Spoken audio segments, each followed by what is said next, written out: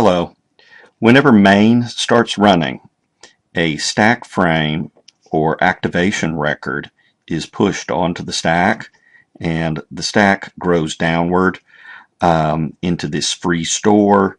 The heap grows upward. Now, this is not totally true, um, but it is a really good mental model. Okay, um, so this is the main function called stack frame.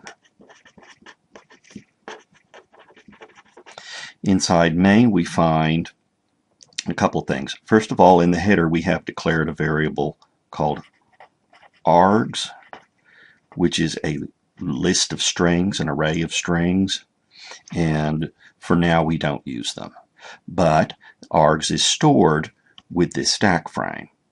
Additionally, these variables, A, B, and C, that I have made up, are stored in the stack frame with main. So we draw an image of these kind of as a labeled box.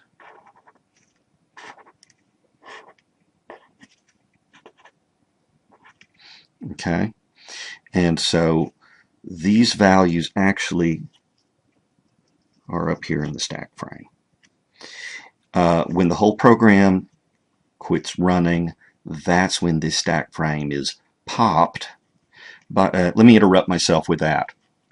There are two operations on a stack structure, and they have the names push and pop.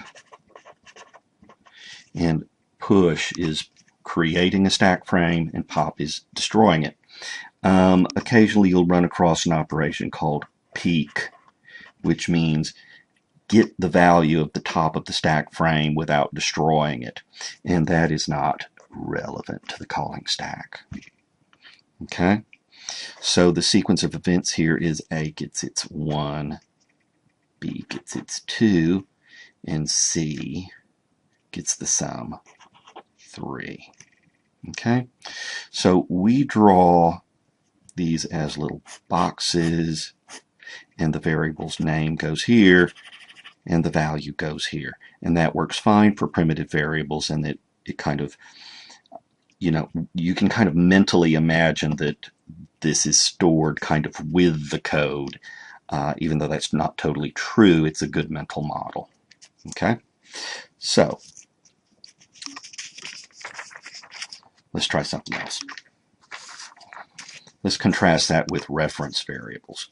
Now, here is main again, and I've created a couple of point variables.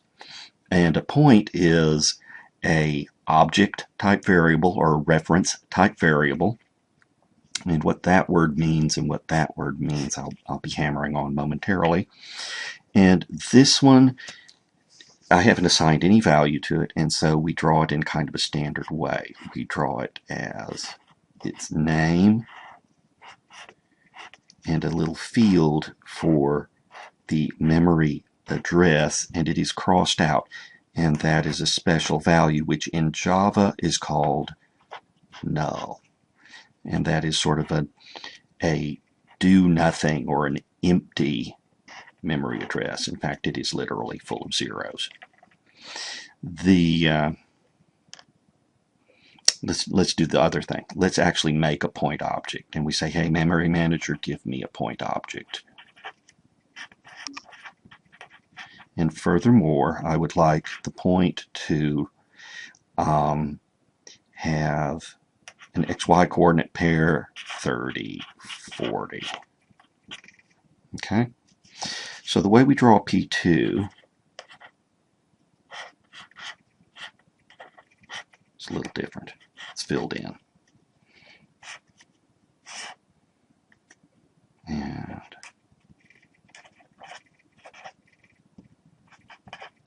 there you go.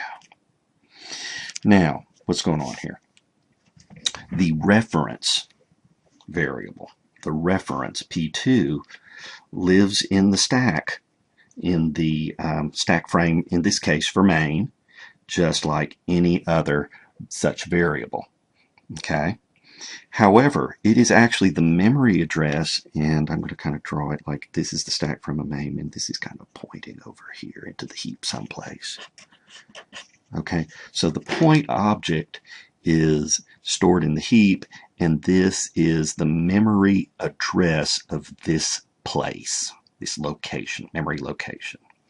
Okay, and so as long as this stack frame exists, then this is considered to have something referring to it, and it is kept. When this stack frame is popped and goes away, something happens called the ref count. Ref count goes down to 0. And so when nobody is referring to it, it doesn't exist anymore. How sad is that? Okay? So that is how we create or construct this, by the way. That is a constructor call. Now, you might think, well, can I just deliberately throw it away with a destructor call? That would be very insightful of you. No, you can't in Java. In other languages, they do offer a destructor. Java takes the position that it is going to exist as long as the variable is in scope. When it goes out of scope, the stack frame is popped, and then this memory becomes available for the free list. Okay, so that is how we draw reference variables versus primitive variables.